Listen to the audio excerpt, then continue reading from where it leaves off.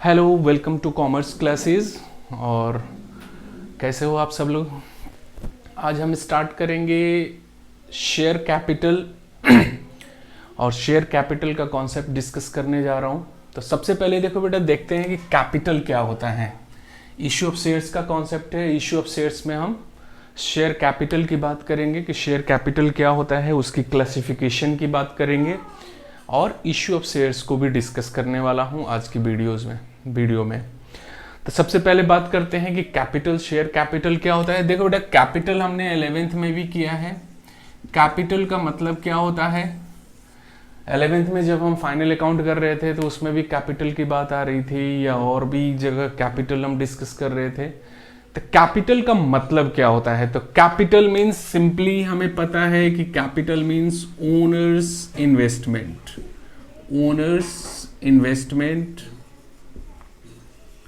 In business में owner का जो भी पैसा लगा हुआ है, ओनर का जो भी इन्वेस्टमेंट है, उसको हम कैपिटल कहते हैं। तो नॉर्मल बिजनेस में ओनर इन्वेस्टमेंट मींस कैपिटल। लेकिन कंपनी के केस में थोड़ा सा अलग हो जाता है। कंपनी में अब बिग अमाउंट चाहिए, ह्यूज अमाउंट चाहिए, और किसी एक पर्सन के लिए पॉसिबल नहीं होता है दैट ह्यूज अमाउंट इंट्रोड्यूस करना, इन्वेस्ट करना। तो इसलिए क्या किया जाता है, कंपनी में ये कैपिटल को छोटे छोटे स्मॉल यूनिट्स में डिवाइड कर दिया जाता है। जो होल कैपिटल होगा कंपनी के केस में, उनको छोटे छोटे स्मॉल यूनिट्स में डिवाइड कर दिया जाता है, और इसी यूनिट्स को हम शेयर्स कहते हैं। समझ आया। तो कंपनी के केस में क्या हो गया कि कैपिटल को हमने स्मॉल यूनिट्स में डिवाइड कर दिया, that small units are known as shares. तो शेयर्स मीन्स कैपिटल, और शेयर्स को जो लोग भी परचेज करते हैं, जो भी खरीदेंगे, जो भी शेयर्स के थ्रू कंपनी में पैसा लगाएंगे, उनको हम क्या कहेंगे, शेयर होल्डर्स और मेंबर्स कहा जाता है। शेयर होल्डर्स और मेंबर। तो शेयर होल्डर्स कह लो, मेंबर्स कह लो, they are basically owner of the company.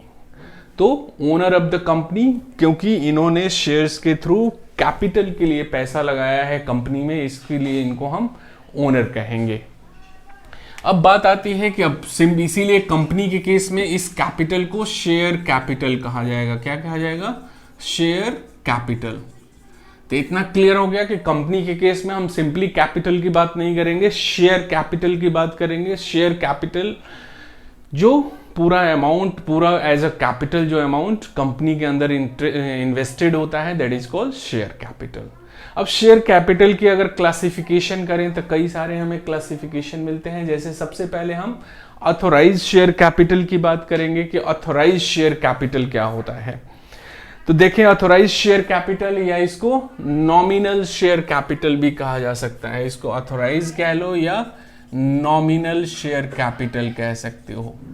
तो ऑथोराइज शेयर कैपिटल या नॉमिनल शेयर कैपिटल क्या होता है, तो उस कैपिटल को हम ऑथोराइज्ड या नॉमिनल शेयर कैपिटल कहेंगे जो मेमोरेंडम। अब देखो, दो डॉक्यूमेंट होते हैं कंपनी के, दो इंपॉर्टेंट डॉक्यूमेंट कंपनी के होते हैं, मेमोरेंडम ऑफ एसोसिएशन और आर्टिकल ऑफ एसोसिएशन।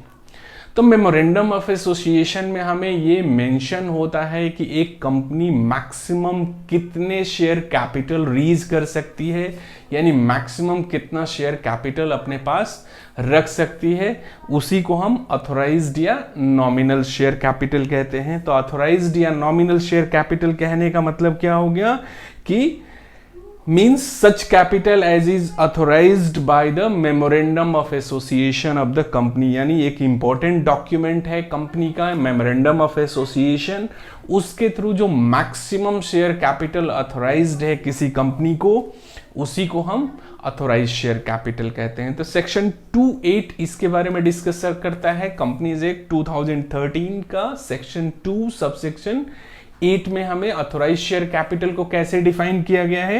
तो अथोराइज्ड कैपिटल या nominal capital means such capital as is authorised by the memorandum of a company to be the maximum amount of shares capital of a company. यानी memorandum of association के through वो maximum share capital का जो authorisation है किसी company को, उसी को हम अथोराइज शेयर कैपिटल या नॉमिनल शेयर कैपिटल कहेंगे। तो ये मैक्सिमम कैपिटल हो गया, इससे ज्यादा कंपनी शेयर कैपिटल रेज नहीं कर सकती है। ये मैक्सिमम लिमिटेशन है जो कि आपके मेमोरेंडम ऑफ एसोसिएशंस के थ्रू अथोराइज्ड होता है। अब हमें पता है कि शेयर कैपिटल दो टाइप के होते हैं, preference share capital and equity share capital. तो इस तरह से प्रेफरेंस और इक्विटी दोनों के लिए अलग अलग मैक्सिमम शेयर कैपिटल का अथोराइजेशन हमारे मेमोरेंडम ऑफ एसोसिएशन में कंपनी के मेंशन हो सकता है। ठीक है, अब उसके बाद क्या होता है, ये तो अथोराइजेशन हो गया कि मैक्सिमम इतने शेयर्स कंपनी इशू कर सकती है। सपोज करो कि मेमोरेंडम ऑफ एसोसिएशन में 10,000 शेयर्स के लिए अथोराइज्ड है। मेमोरेंडम में मैक्सिमम शेयर कैपिटल कितना दिया हुआ जी, 10,000 शेयर्स।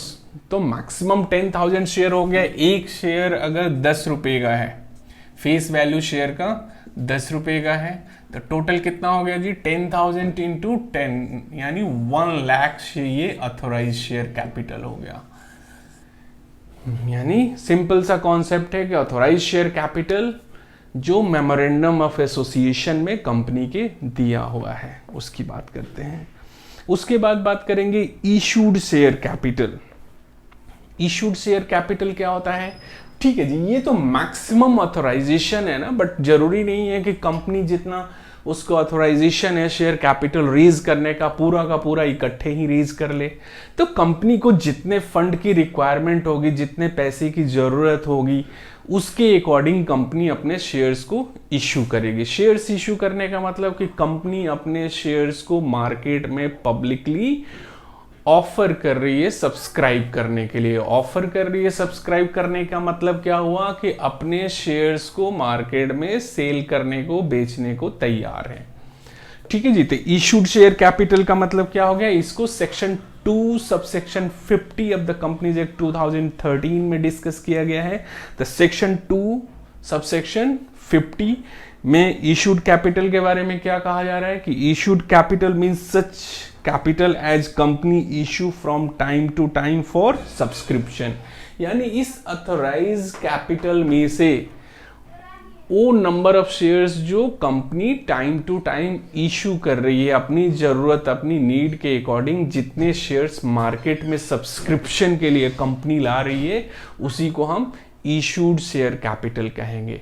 तो इस तरह से इशूड शेयर कैपिटल का हमने क्या देखा कि it's a part of authorise share capital. इससे, क्योंकि ये मैक्सिमम लिमिट है, इससे ज्यादा तो कंपनी शेयर्स इशू कर ही नहीं सकती, मैक्सिमम इतना हो गया। अब इसमें से जितने शेयर्स को कंपनी इशू करने जा रही है, सपोज करो कि 10,000 मैक्सिमम ऑथराइजेशन था, लेकिन इसमें से कंपनी 8,000 शेयर्स ही इशू करने जा रही है। यानी मार्केट में पब्लिकली सब्सक्रिप्शन के लिए कितने शेयर्स ला रही है कंपनी, तो 8,000। तो इसको हम क्या कहेंगे, अथोराइज्ड शेयर कैपिटल। तो टोटल इशूड शेयर कैपिटल, तो टोटल अथोराइजेशन हमारा 10,000 का था, लेकिन इसमें से कंपनी केवल 8,000 ही शेयर्स इशू करने जा रही है, यानी मार्केट में सब्सक्रिप्शन के लिए ऑफर कर रही है। तो ये 8,000 इंटू 10 यानी 80,000, ये क्या हो गया, इशूड शेयर कैपिटल। अब इशूड शेयर कैपिटल कभी भी अथोराइज शेयर कैपिटल से ज्यादा नहीं हो सकता है। It's a part of authorise share capital, mind में रखना। ठीक है जी, and it include shares issued for subscription, shares allotted for consideration. ये तो सारी आगे हम डिस्कस करेंगे, अभी इतना ही माइंड में रखो कि इशूड शेयर कैपिटल कभी भी अथोराइज शेयर कैपिटल से ज्यादा यानी एक्सीड नहीं हो सकता। इसको नोट भी कर लो कि issued share capital never be more than authorise share capital. It will be equal to authorise share capital और less than authorise share capital.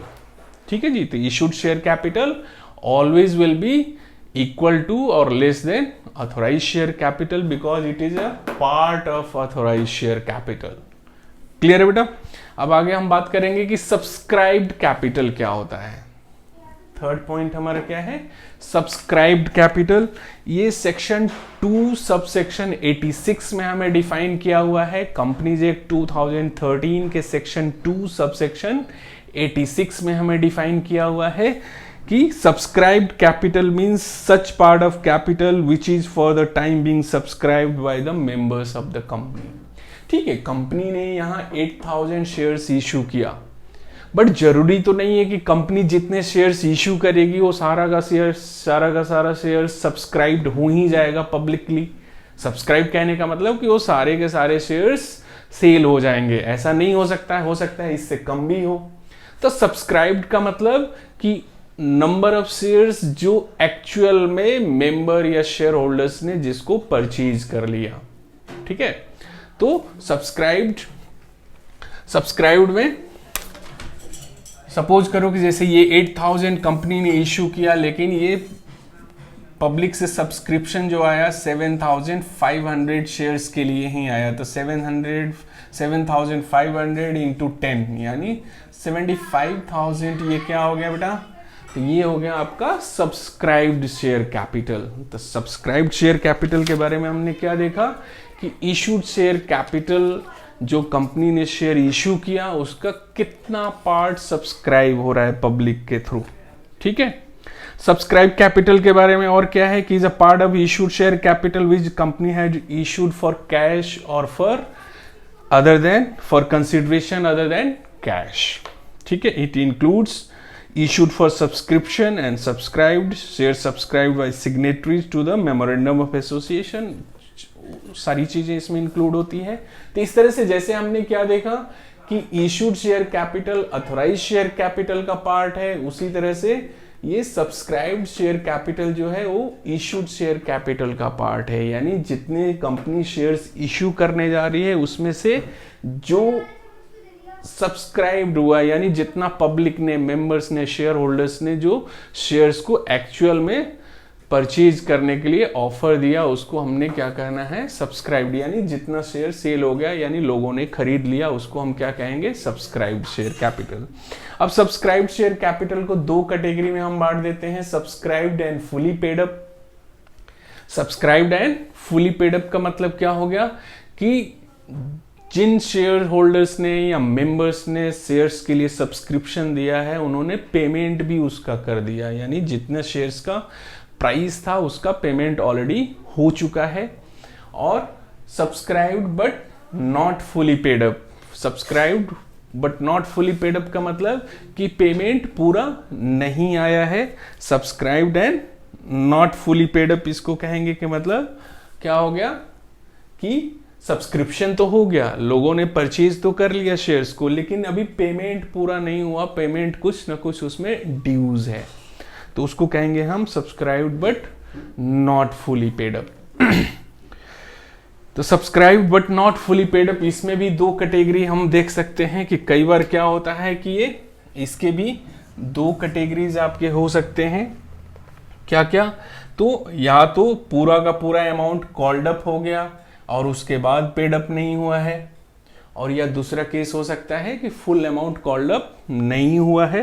तो इसको हम क्या कह सकते हैं, फर्स्ट केस क्या हो सकता है कि पूरा अमाउंट कॉल्ड अप हो गया है, called up the total nominal value, called up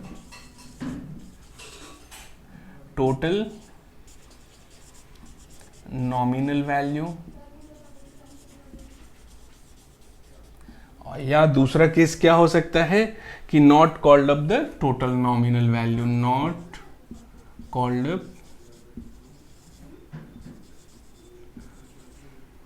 up the total nominal value.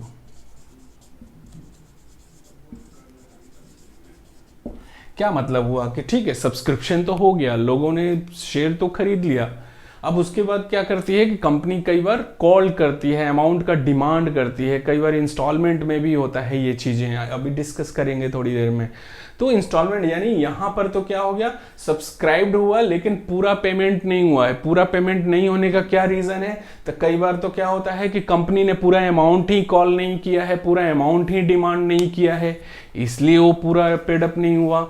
या कई बार क्या हो सकता है कि कंपनी ने पूरा अमाउंट कॉल तो किया, डिमांड तो कर लिया, लेकिन शेयर होल्डर्स ने पेमेंट नहीं किया, तो कुछ भी रीजंस हो सकते हैं। तो इस तरह से हमने क्लासिफिकेशन में क्या देखा कि अथोराइज शेयर कैपिटल यानी मेमोरेंडम ऑफ एसोसिएशन के थ्रू जो मैक्सिमम अथोराइजेशन कंपनी के पास है शेयर कैपिटल रीज करने का, वो हो गया अथोराइज शेयर कैपिटल।